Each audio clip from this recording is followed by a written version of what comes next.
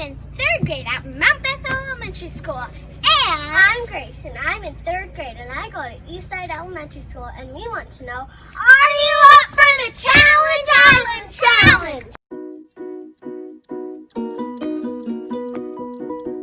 Hello, Challenge Island and GPB kids.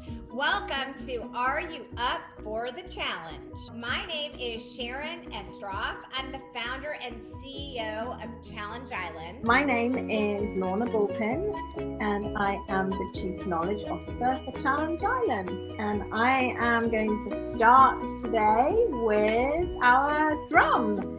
And so when I say challenge, you say island. So challenge, island, challenge, island. So there you go. And today you might have guessed where we are going. We are going to the moon. So 3, 2, 1, blast off. All right. So here we are. We are on the moon. And we are at Lunar Leap, which is where our challenge for this week will be taking place. Lunar Leap is also sort of a leap back in time. We're going to go back to the year 1969. Something very exciting was happening at that time. July 20th, 1969 to be exact. There was a big race to try to get to the moon, and everybody was building technology and hoping that they could get their astronauts up to the moon. So as it turns out, America was the first country to be able to get astronauts to the moon. The spaceship mission that took them to the moon was Apollo 11. And the astronauts' names were Neil Armstrong, Buzz Aldrin, and Michael Collins. So the flight took off.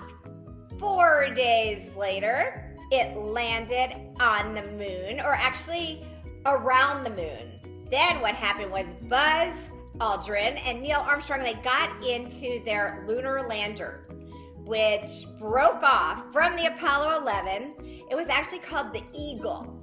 So they got in, and then the Eagle very, very carefully landed on the moon. And if you've ever heard of the saying, the Eagle has landed, that's where that came from. And the first person to get out of the Eagle was Neil Armstrong. And he put his foot down into the moon dust, and he said the very, very famous words, one small step for man, one giant step for mankind. So when he put his foot down, he actually would have felt something a little bit different to just getting out of bed in the morning, because gravity on the moon is only a small part of the gravity that we have on Earth. It's 1/6. So when he put his foot down, if he tried to jump, he would have found that he could jump 6 times higher than he could jump on the Earth. Gravity is what pulls you and all the objects around you down to the ground. So if you drop something like a ball, it drops. If you jump, you get pulled back down to Earth, and that's gravity. But when there is less gravity, that doesn't happen so quickly, and so you get a bit of a floaty feeling. I think it's a bit like when you're on a trampoline, isn't it, Miss Sharon? Yes, or even a moonwalk. Or even a moonwalk, yes. So they set off to explore the surface of the moon, and as you can see, well, it was very rocky, lots of boulders, moon rocks and moon dust, sort of a fine sand, and then these huge holes. And that one's actually quite a small one in the picture. Some of them would have been enormous. They would have been made over time by meteorites hitting the moon. So I think that leads us in, Miss Sharon, to what we are going to be doing today. So, are you up for the challenge? You are going to make leaping astronauts, and then you are going to make a moonscape obstacle course. So what kinds of things were in their way?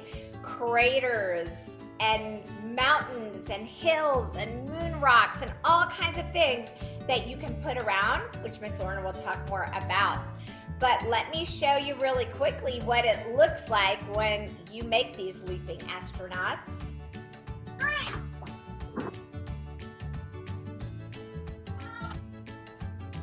Shall I play that again, Miss Sharon?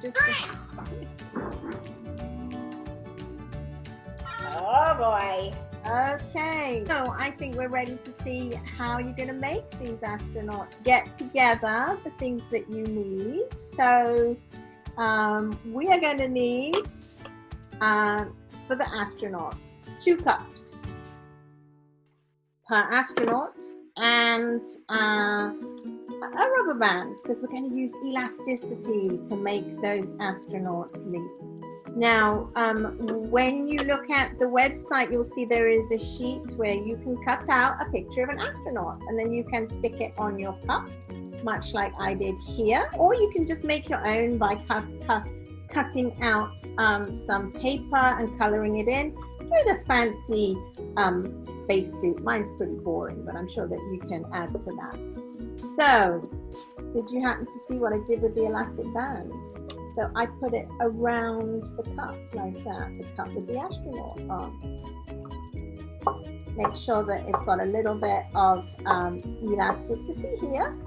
And then we can make it actually jump using the power of the elasticity. So just going to make it jump a little bit. So let's say that he's just got off the eagle and he's going to have a little play around and he thinks, oh, okay, here we go.